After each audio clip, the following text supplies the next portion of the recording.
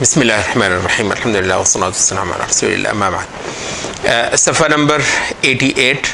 ان الاجتہاد المعتبر شرعا هو الصادر عن اہلہ. جو اجتہاد شرعا معتبر ہے یہ وہ ہے جو اجتہاد کے کوالیفائڈ لوگوں سے صادر ہوا ہو، جو آپ بات کر رہے تھے.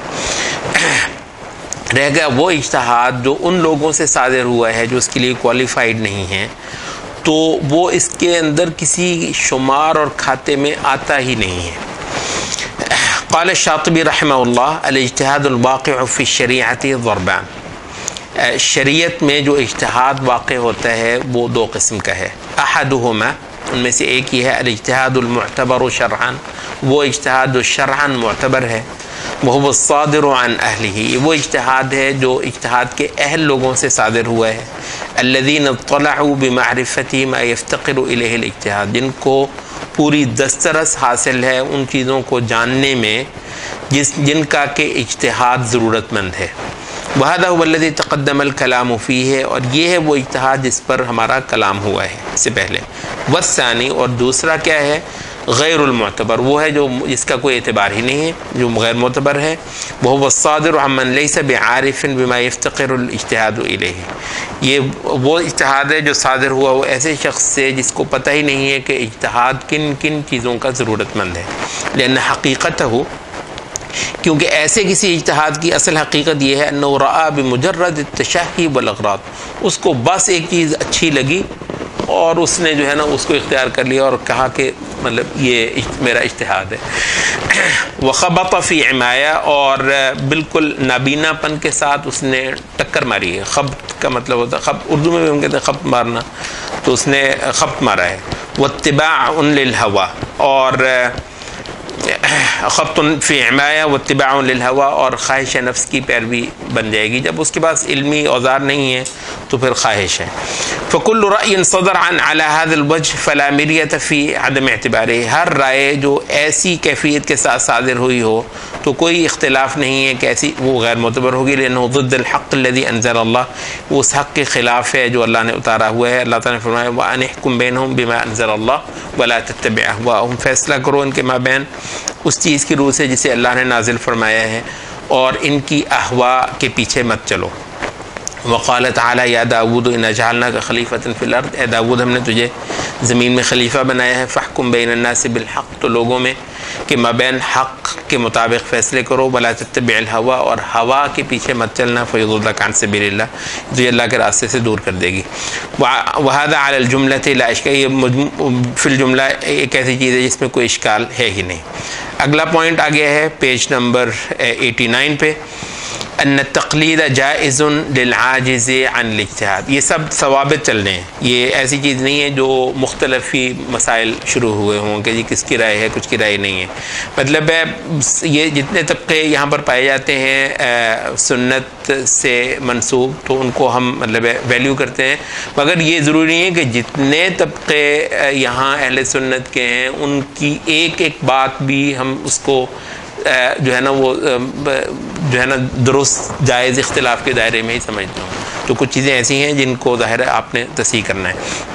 اچھا، التقلید جائز للعاجز، جو اجتہاد سے جو شخص عاجز ہے اس کے لیے تقلید جائز ہے. یہاں تھوڑا سا مطلب یہ وضاحت کرتے چلیں کہ لفظ جو ہے نا صرف دو ہیں ہمارے پاس، ایک ہے اجتہاد، اور جو شخص اجتہاد نہیں کرتا اس کے لیے لفظ تقلید. تو دو ہی ہیں. ایک یہ ہے کہ اجتہاد کا مطلب ہے کہ خود مصادر شریعت سے مسئلہ کو نکال لانے کی اہلیت، اس کا نام ہے اجتہاد. اور جس کے پاس یہ نہیں ہے تو وہ کسی دوسرے کی تحقیق پر اعتماد کرے گا. تقلید کا سمپل مطلب، بغیر ایسے لمبی چوڑی اس میں جانے کے، تقلید کا مطلب ہے کہ کسی اہل بندے کی تحقیق پر اعتماد کر لینا. اور مطلب ہے اچھا، جو بندہ اجتہاد کا اہل بھی ہے وہ بھی تقلید کرے گا بعض جگہوں پہ. بھلا کیسے؟ مسائل جو ہیں وہ مثلا 10,000 ہیں شریعت کے، ایک ایک مسئلے میں جس کو آپ کہتے ہیں نا اس نے اجتہاد کے درجے پر اس میں کتاب اور سنت سے اس میں لے کے سمجھ لیا. بس یوں سمجھ لیں کہ ہر مسئلے میں پی ایچ ڈی ہے.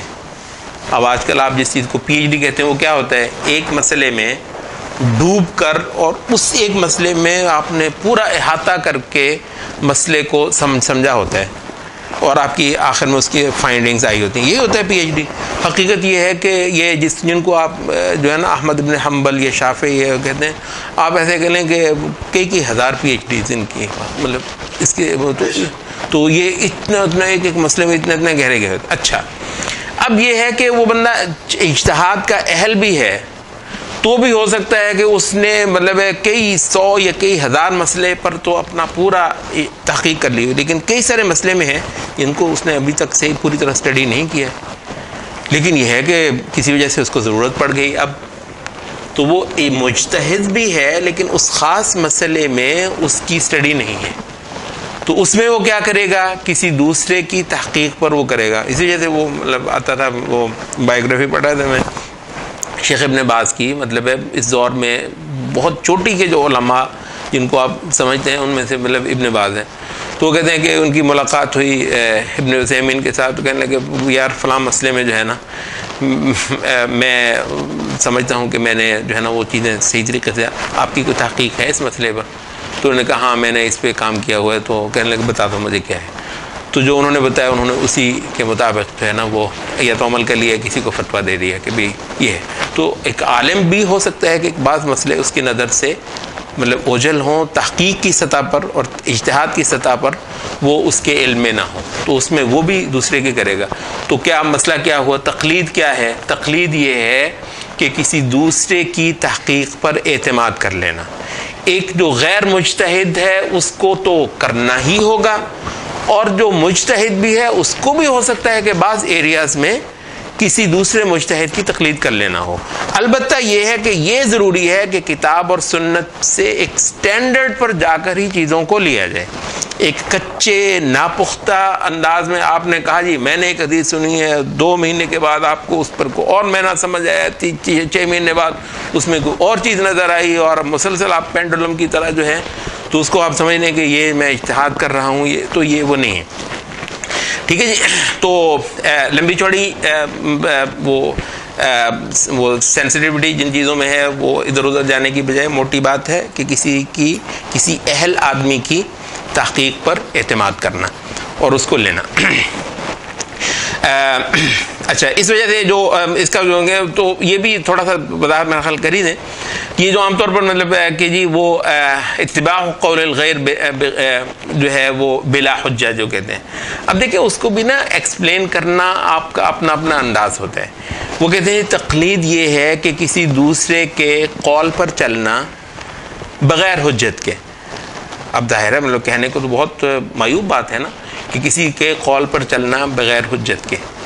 اب دیکھیں اس کو ایکسپلین کرنے کے 2 طریقے ہیں. ایک تو یہ ہے کہ جی اس کا یہ ہے کہ بھی دلیل شلیل کوئی نہیں ہے مگر چلنا ہے اس کے پیچھے. اس کو ایکسپلین کرنے کا ایک تو طریقہ یہ ہے.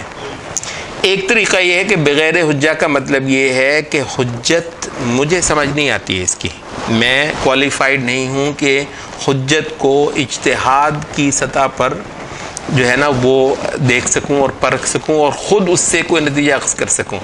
اس وجہ سے میں اس سے جو ہے نا وہ اس کا نتیجہ لوں گا, پروسیس نہیں لوں گا. تو حجہ بنیادی طور پر ایک پروسیس کا نام ہے. ٹھیک ہے, مسئلے کو شریعت کے مصادر سے لینا تو ایک ہے پروسیس وہ ہے حجت, اور ایک ہے جو اس کا نتیجہ ہے تو وہ قول ہے. تو اس نے جو ہے نا قول لا دیا اور میں نے اس سے لے لیا اس ایزمپشن کے ساتھ کہ اس کے پاس وہ اوزار ہیں جو میرے پاس نہیں ہیں. اچھا, تو اس وجہ سے وہ جو لفظ بول لیتے ہیں نا بلا حجہ یا بغیر دلیل, تو اس حوالے سے بولتے ہیں. اس کا مطلب یہ نہیں ہوتا کہ اس کے پاس دلیل ہی نہیں ہے, یہ ہے کہ اس کی دلیل میں ویریفائی نہیں کر سکتا. اب ریفرنس ہے سوچنے کا, دیکھنے کا, تو اس کا مطلب یہ ہوتا ہے اگر یہ تعریف کسی وقت کر بھی دی جائے تو اس کا مطلب یہ ہوتا ہے کہ اس کی دلیل کو, اس کی حجت کو میں ویریفائی نہیں کر سکتا, میں صرف اس کے علم پر ہی اعتماد کر کے اور اس کی تحقیق پر ہی اعتماد کر کے اس سے یہ مسئلہ لے لوں گا. اچھا, قال تعالى فاسألوا أهل الذكر إن كنتم لا تعلمون بالبينات والزبر. فهذه الآية نص في وجوب رجوع الجاهل إلى أهل الذكر. یہ آیت اس بات پر نص ہے کہ جاہل کو اہل ذکر ہی کی طرف رجوع کرنا ہے، وَسُؤَالِهِمْ عَمَّا لَا يَعْلَمُهُ، اور جو اس کو علم نہیں ہے انہی سے پوچھنا ہے.